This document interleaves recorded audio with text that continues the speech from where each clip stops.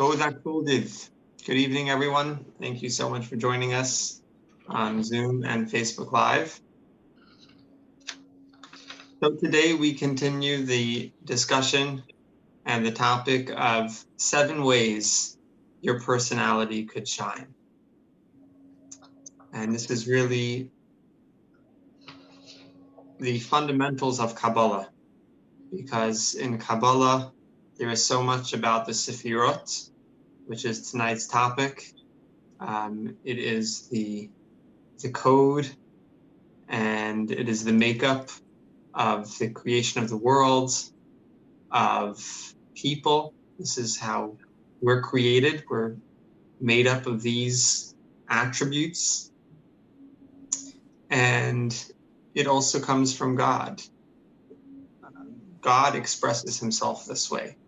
This is what it means that man is created in the image of God, that we share the same attributes, and God embedded the same attributes that he chooses to express himself with. He embedded those attributes in the world and in human beings. So if we could explore these attributes, these emotions, then we can learn about ourselves. We could work to become the best version of ourselves, and we could make our personality shine even brighter than it already does. So in last week's class, we talked about the first 3 of the 7 emotions. First 3, we talked about chesed, which is kindness. We talked about gevurah, which is justice and discipline. And we talked about tiferet, which is compassion. Just to give a very, very short recap in just a couple of sentences what each of these are. So kindness is about giving, sharing, and expressing with no limit. It doesn't matter to who, it doesn't matter when, it doesn't matter what. So just free giving. Then comes the emotion of gevurah, which is justice and discipline. And this is really about deciding who is deserving of all of this giving, all of this sharing and love. So it's really restricting the this free giving only to the people who deserve, only in the right time and only in the right place and only under the right conditions. And then we have compassion, tiferet, which is the combination of the two, the blend of the two. So on the one hand, there is these restrictions in place. So we could understand that someone might not be deserving, someone might not, someone perhaps shouldn't be receiving whatever it is that is being given, is being shared, being expressed. But nevertheless, compassion means that because I feel mercy for this person, because I feel sorry for them, something happened or they're in a certain situation, so that causes me to want to share and want to give with them, even though they might not deserve it. So that's how compassion is, this blend of the two. It's the blend of chesed and gevurah, kindness and justice. So on the one hand, it recognizes the discipline side, it recognizes the limitation and the restriction, but at the same time, it's willing to give anyways. Person is willing to give anyways because of the mercy, because of the compassion that he or she feels. Okay, so these are the first 3 emotions, and they're also the primary emotions. What do I mean by that? What I mean is that the next 4 emotions that we're going to talk about are really branches of these 3. So these 3 are the primary ones. These are, this is really any feeling, any emotion that someone's going to have is going to be rooted in these 3 in some way or another, or some blend of them. The next emotions that we're going to talk about are branches of these, and in a way, it's the next step. So a person who has these three emotions of kindness, justice, compassion, most of this is within the person. This is within your heart. This is what you're feeling.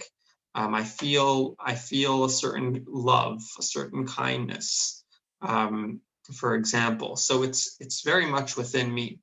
But then what's the next step? At some point, there's going to be, or there could be the next step of actually doing something about it, actually doing something about this feeling of love that I have, for example, or this feeling of fear. So love, I'm going to get closer. Fear, I'm going to back up. So actually taking action. So the feeling that causes you to take that action, or the feeling that you have while you're taking that action, that is the next step. These are the branches of the primary emotions, and these are the feelings that really lead to and are active, so to speak, at the time that the action is taking place. And we'll give examples for all of these so we can understand what this actually means. So we'll talk about each of the next four, and once we get involved in the details, we'll explain a bit more what it means that these are branches of them, and these are the ones that are active, and these are the ones that shine, if you will, when leading up to the action, or the action is happening. Okay, so here we go with emotion number 4. And emotion number 4 in Hebrew is netzach. Netzach means endurance. So words that come to mind are ambition, being persistent, winning, being victorious.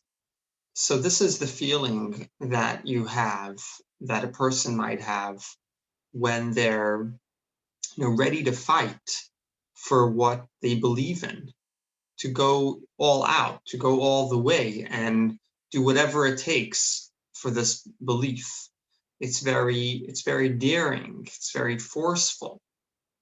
So, and that's why it's called netzach, endurance, because it's just about it's enduring. Now, of course, this is a very powerful emotion, and it needs to be checked and examined that it's being used in a healthy and productive manner. You wouldn't want this to get out of control. You wouldn't want to be exercising this emotion for something that might not be good.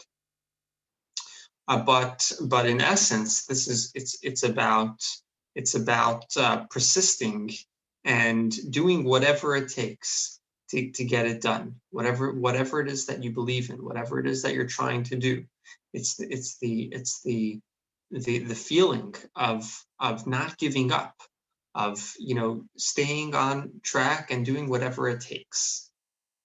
Now this is, as we mentioned before, this is an extension of one of the primary emotions. What is this an extension of? It's an extension of the first one, chesed, kindness, which is about giving, loving, expressing. And the idea is that someone has this feeling of giving, of attraction. They're attracted to something or to someone. So what's the next step? The next step is to do something about it, to take some action, to get close, to give, to share, to express, to do something. And that's where this emotion kicks in. So once you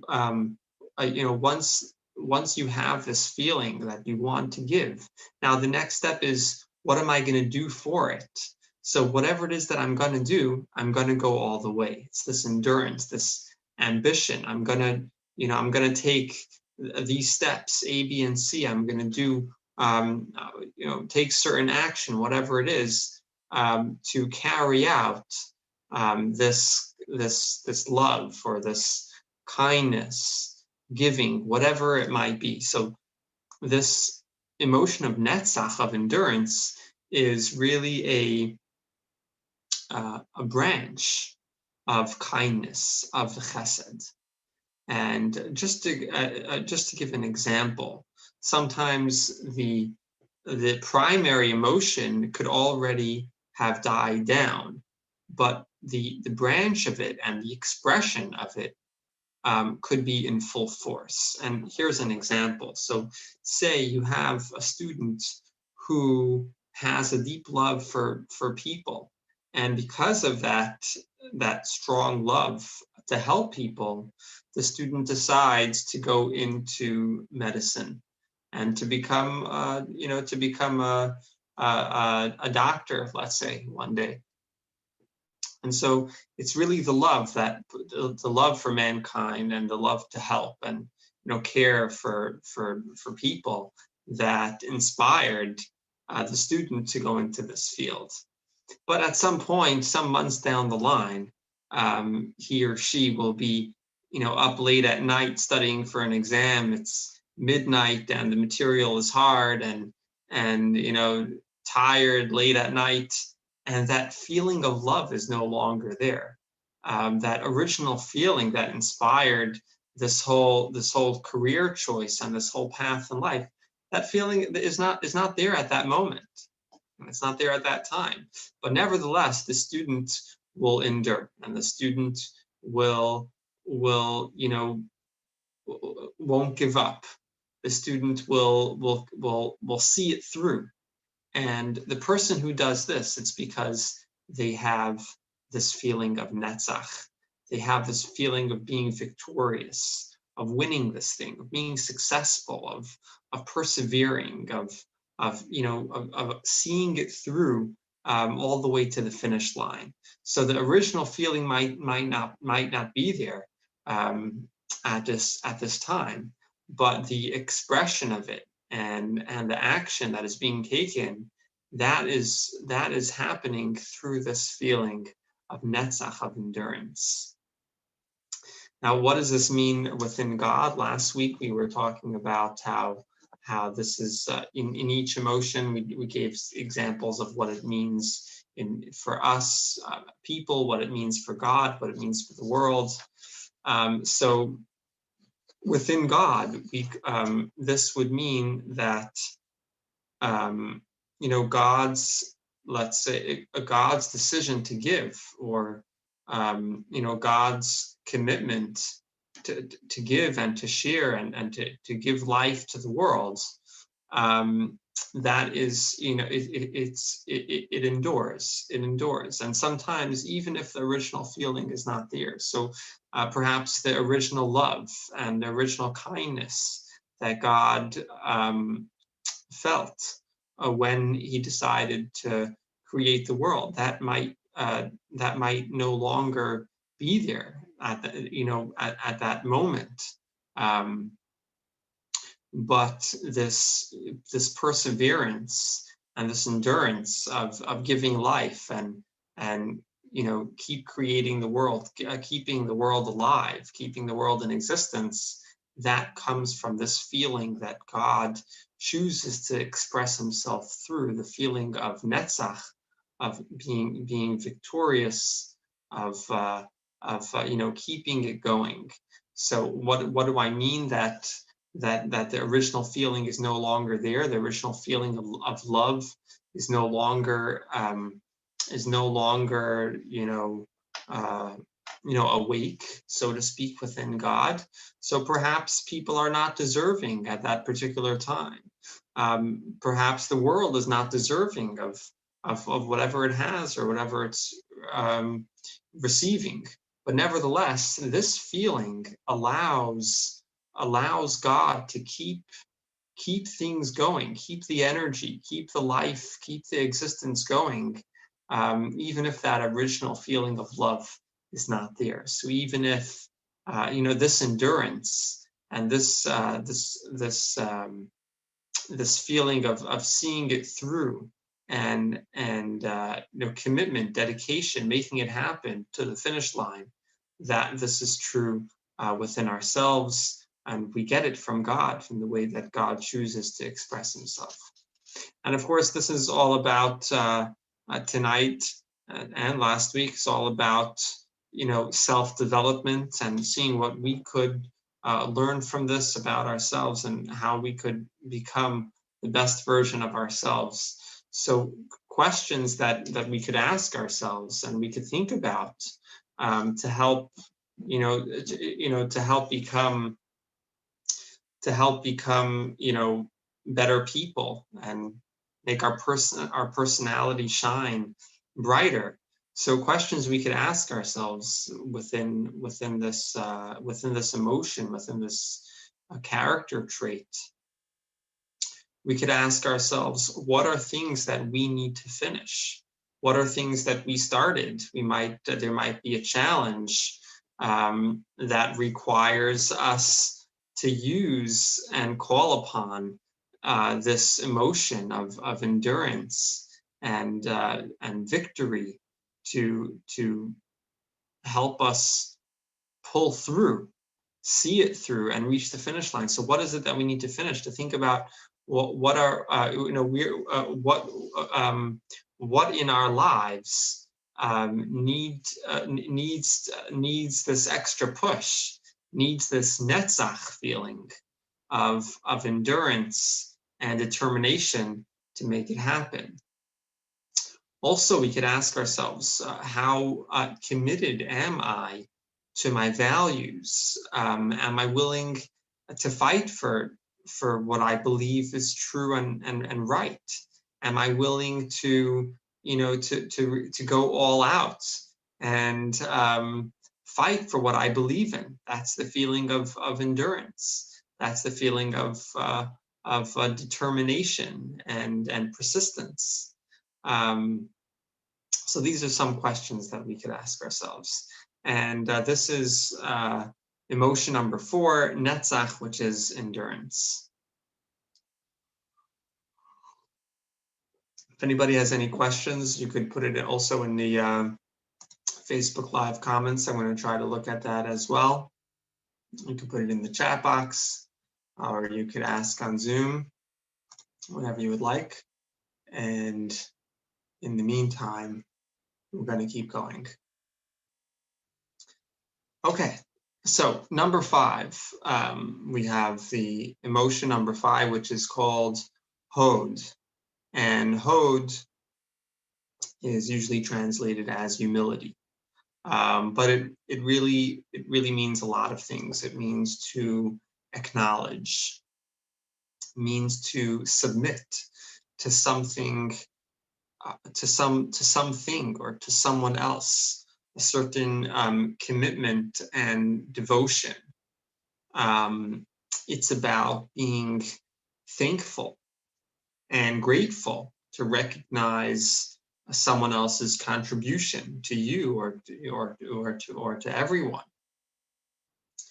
And the reason why it's called humility, why is being grateful and thankful, why is this humility?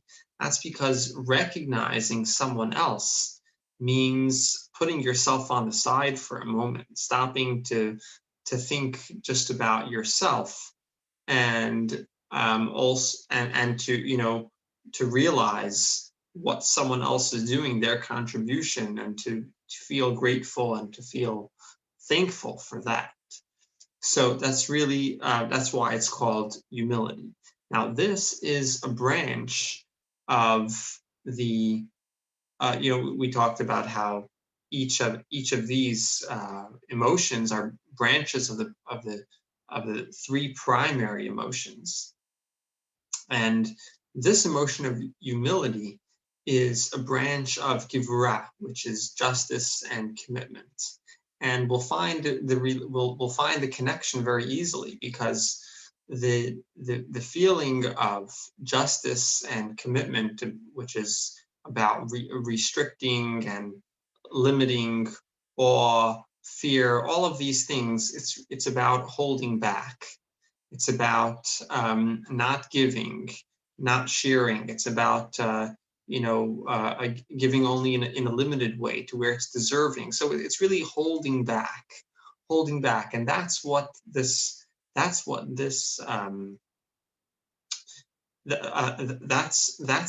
how this emotion of hod, which is humility, is submission, acknowledging, being grateful, being thankful. All of these things are holding back, because basically you're putting yourself on the side. You're holding back your own expression. You're putting yourself on the side, to a certain extent. You're submitting to something higher than yourself. You're allowing yourself to be on the side so you could recognize someone else. You could realize what they're doing for you or for others. Commitment. It's not about me. It's about a higher goal, a higher purpose, about the greater good. So this feeling of humility, which really means so many things, it's all an extension and a branch of givurah, which is severity, awe, and restriction, because it's about holding back. It's about putting yourself on the side and seeing what's going on, seeing, putting yourself in someone else's shoes. It's about, a commitment to something bigger than yourself, something greater than yourself. It's like the guy who, some people, they have trouble making it to work on time. Some people have trouble, staying motivated at work, at their job, and things like that. Then you have another kind of person who is this kind of person who every day wakes up at 5:30 in the morning, no matter how dark it is, no matter how cold it is. And they're on that 6 o'clock train, 6 a.m. train, rain or shine, no matter what. They never miss a day of work, and they're sitting at their desk and they're doing their job 100%, never taking off extra days. This is a person who has this feeling, this emotion of hod in a very strong way. So this idea of putting themselves on the side and being totally committed to to this higher cause, to this organization, to this company, whatever it might be, to this belief in what they're doing. So it's not to be confused with weakness, that a lack of self-esteem or a lack of confidence. On the contrary, this is someone who has a very strong commitment, a very strong dedication, and this comes from a place of strength. So it's not to be confused with lack of self-esteem, but it's the commitment to be able to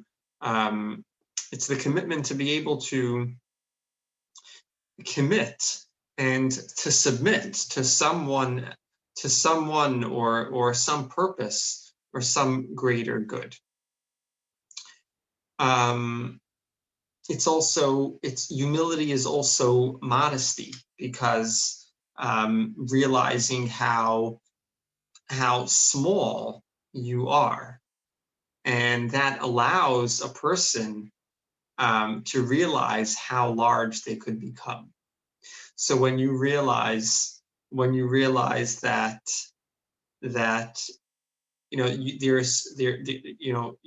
you're not perfect, when you realize that you didn't reach the end, you didn't reach the top. So when you have that humility, when you have that modesty to recognize what you actually are and your achievements and where you're at, then you could actually allow yourself to reach much greater heights, and to reach your fullest potential. Think of a cup. If the cup is full, you cannot add to it. You cannot fill it. You cannot fill up more. So someone who is too arrogant, they'll never realize, and they'll never have the opportunity to actually grow and to actually become better and to reach greater heights, because they think that their cup is full. They think that, they're it. But someone who realizes that their cup is, only half full, then they could actually grow, become a better person, a better version of themselves, reach greater heights, and make big strides and achievements moving forward. So, what kind of questions could we ask ourselves in terms of self-development? We could ask ourselves, what am I committed to, and am I able to make this kind of commitment?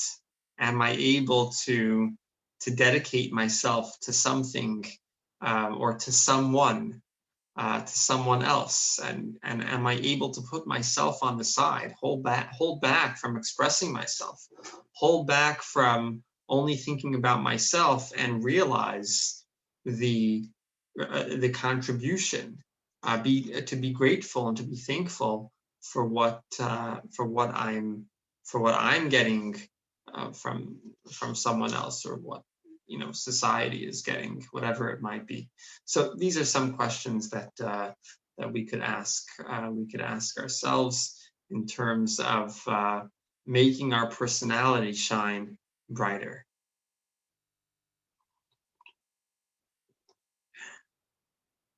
Okay. So far we did, what are we up to? We did Netzach, which means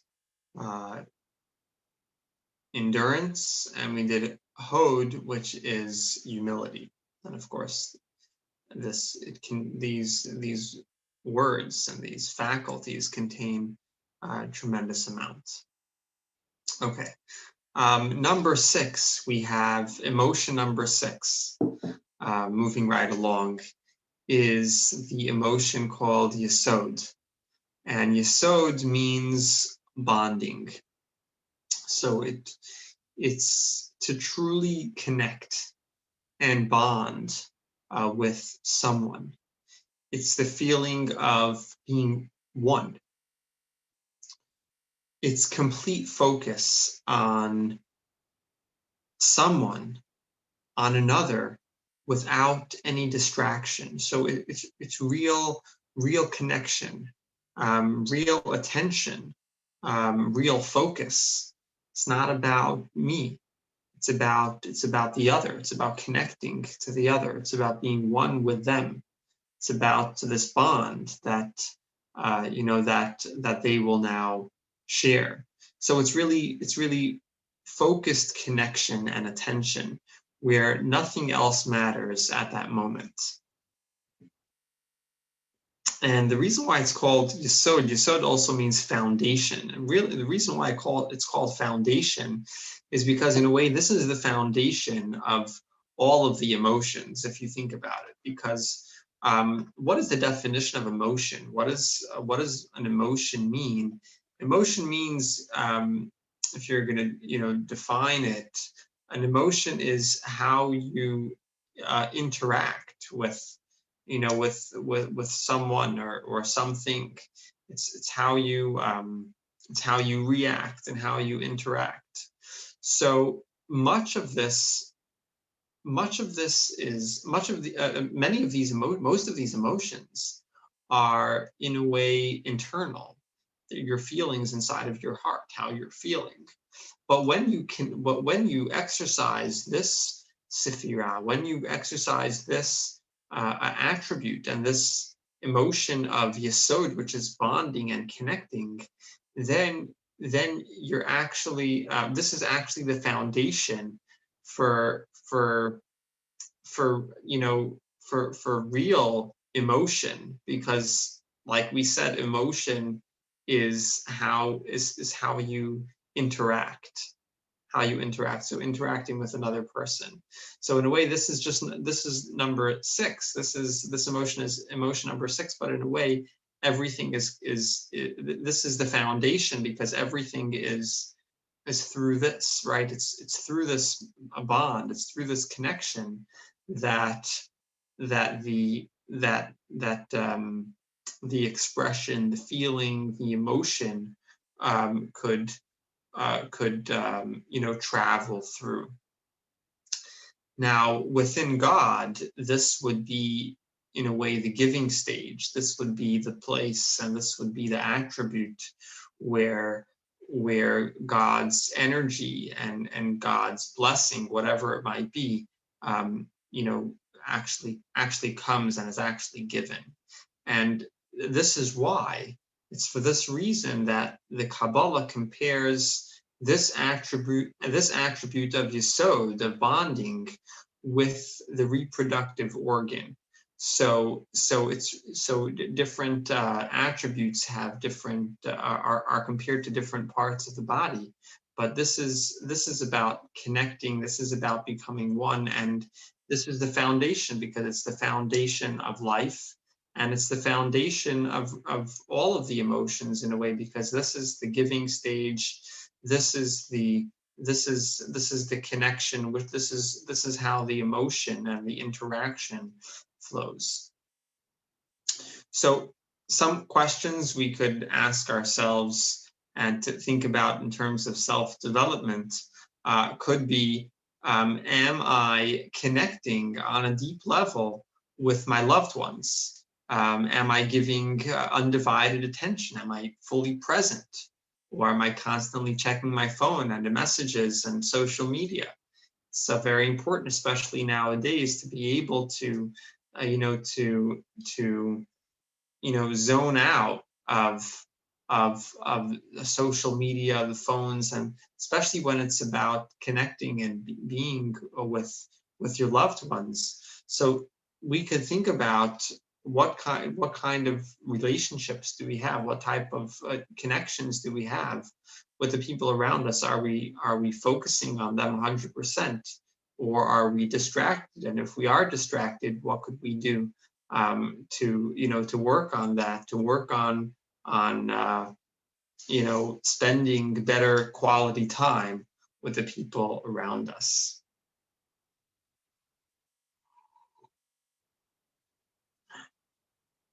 Okay, so we already did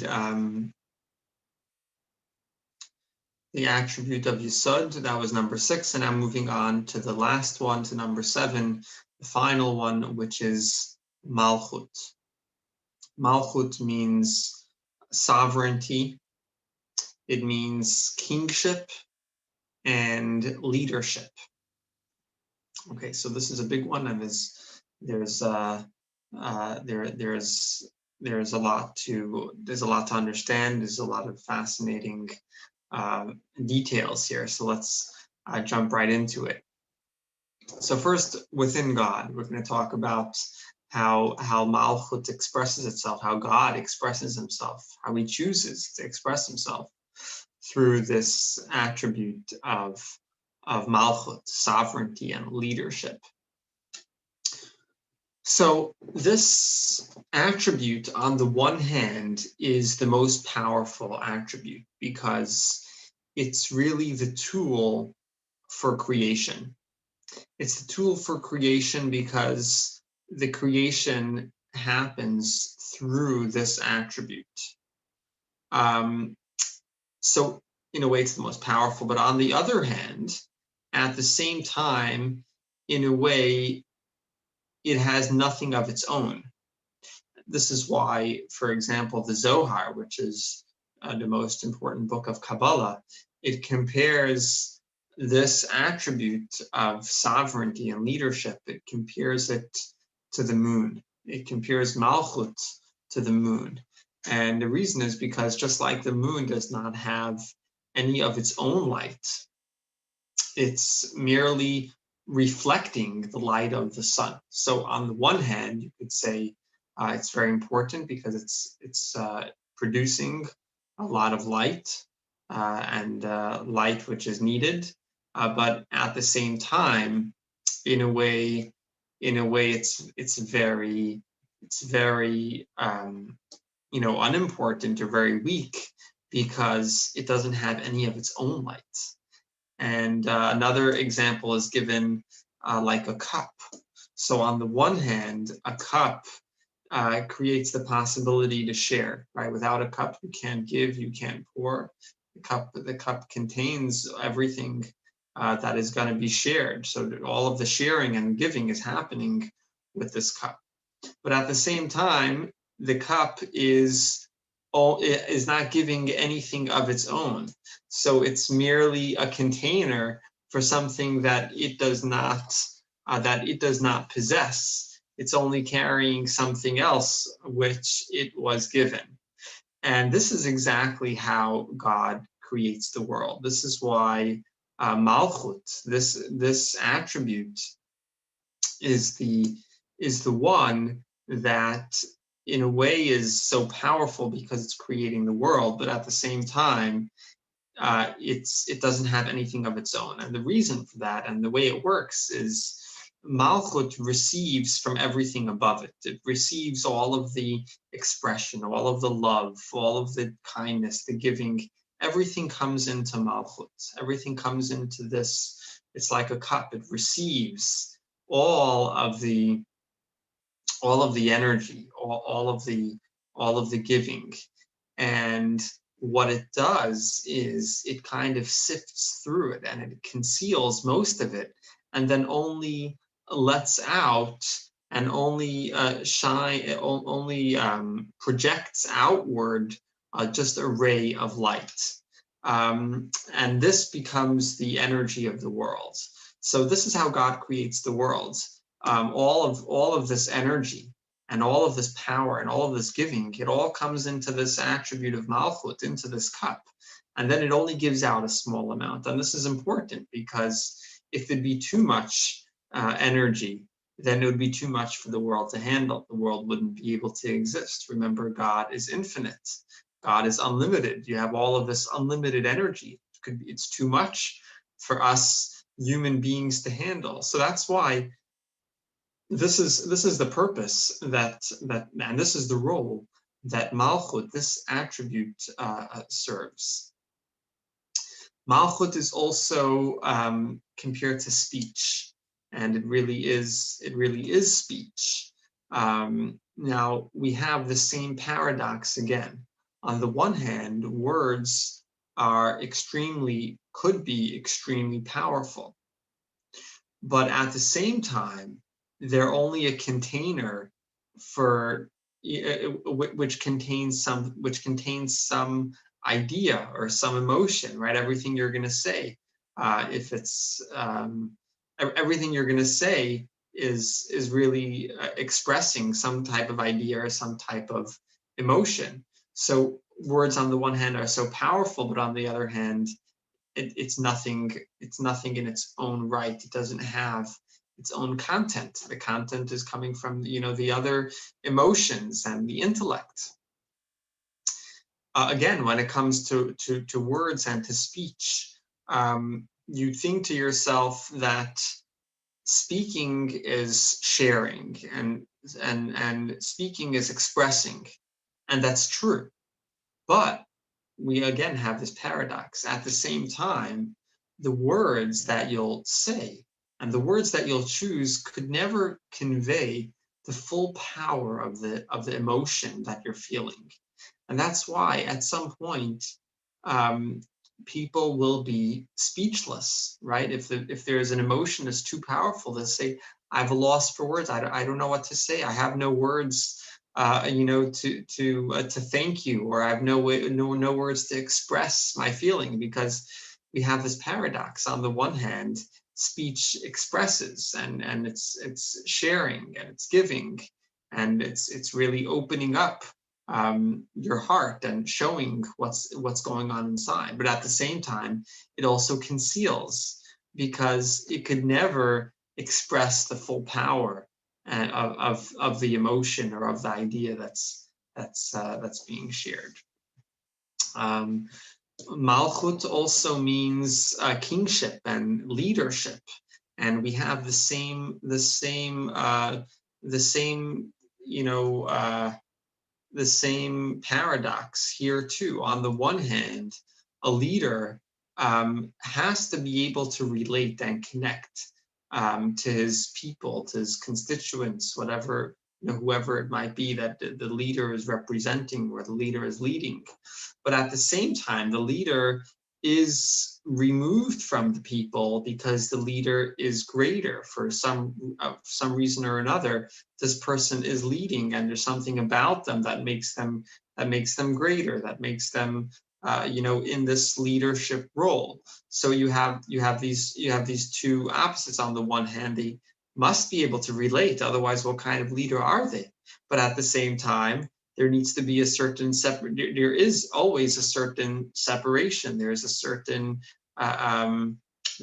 space between them, which is what makes them the leader who they are. This is why people are following them. This is why they're important. This is why people are attracted to them. There must be something there.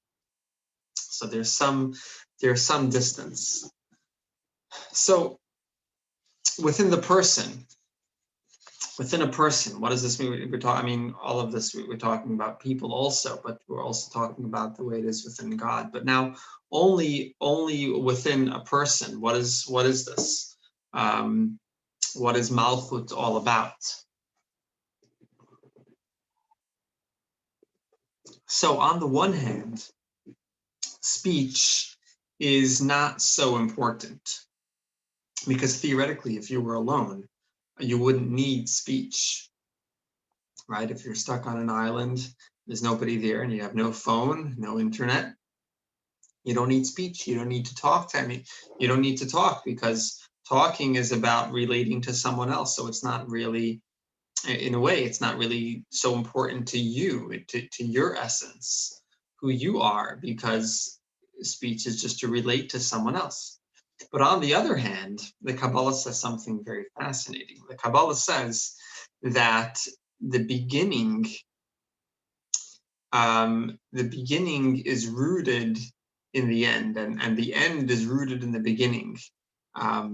So the highest point is very much connected to the lowest point, and the lowest point is very much connected to the highest point. And what the Kabbalah says is that the essence of something is expressed in the furthest place, the place where you would least expect it. What does this mean? Some example. So, for example, what do we mean when we say that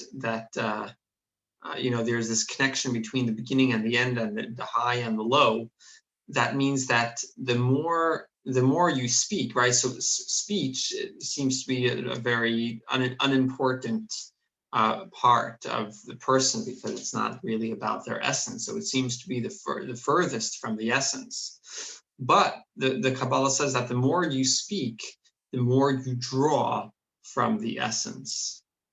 So, for example, teaching makes you understand the topic better. Once you have to explain it to someone else, and once you actually do the explaining, and you share an idea, and you share it well, then that helps you understand it on a deeper level as well. So on the one hand, you could say, okay, you're just sharing, you're just saying something to someone else. But at the same time, like the Kabbalah says, it's drawing from the essence. It's giving you more. It's bringing the intellect closer to you as well. You're understanding it better. And another example, when you speak, when you express an emotion with words, it could make the emotion even stronger. So if you're angry and then you start screaming and you do expressing your anger, that could make your anger even stronger. Or with any other feeling, if you talk about your love and talk about these feeling, it could make the feeling stronger. So on the one hand, you could say that it's just speech, but like the Kabbalah says, the speech is rooted, the end is rooted in the beginning, and the beginning is rooted in the end. Also, the power of speech, using kind words creates kindness, because it creates an environment, it creates a mood. And actually, just with the words that you're using and the words that you're saying actually could create positivity. And so this is all Malchut. This is all related to leadership and to sovereignty, to speech. It's all connected. Now, something interesting is that the Kabbalah talks about this a lot. The world is divided into 4 categories. We have the inanimate objects. You have things like stones and things that don't move. Then you have the vegetation, so everything that grows. That's the second category. The third category, moving up a level, is animal life, and the highest level is a humankind. Now, the title that we have for humankind, you would expect it to express. You would expect that the title should really express what is unique about the human being, right? So starting again from the bottom, we have inanimate objects. Okay, so that's really expressing what it is. You have vegetation, so things that grow, and you have the animal life. Human beings, what are human beings called? So believe it or not, human beings are given the title Midaber, the ones who speak. Now, this is unusual because you would think that human beings should be called, what do human beings have? We have intelligence. So we should be called the intelligent ones or the thinkers. Why are we called the speakers, Medaber? Why is that our title? Like we said, speaking in a way is only a container. The words will only contain a feeling or an idea that we're sharing. So what is this all about? And the answer is, the reason why human beings are called a medaber, we're called the speaker, is because this, according to the Kabbalah, is our greatest greatest attribute that we have. It's the greatest opportunity that we have. And if you think about it, what is speech? Speech is about someone else. It's about relating to someone else. So in essence, speech is about being selfless. It's about the other. So while most of the world's creations are about survival, continuing to exist, so it's all about themselves. Human beings have the ability to transcend themselves, and this is what spirituality means. This is what it means to be spiritual, to not be rooted in yourself, to be able to be selfless, to be able to transcend yourself. This is our greatest ability, and it's very liberating to know that you could be bigger than yourself. You're not limited by who you are. You could reach the greatest heights, and you could put yourself on the side and become something bigger than yourself. So that's why we're called medaber. That's why we're called the speakers, because it's really expressing our greatest ability and the greatest gift that we have, the gift of being spiritual, of being able to transcend ourselves, not to be limited by ourselves. We could reach the greatest heights, and we could be bigger. We could be bigger than our own selves, and that's possible by being selfless, by putting someone else or something else first, and transcending yourself. So this is the seventh emotion. So we talked about all of the seven things that seven ways that your personality could shine.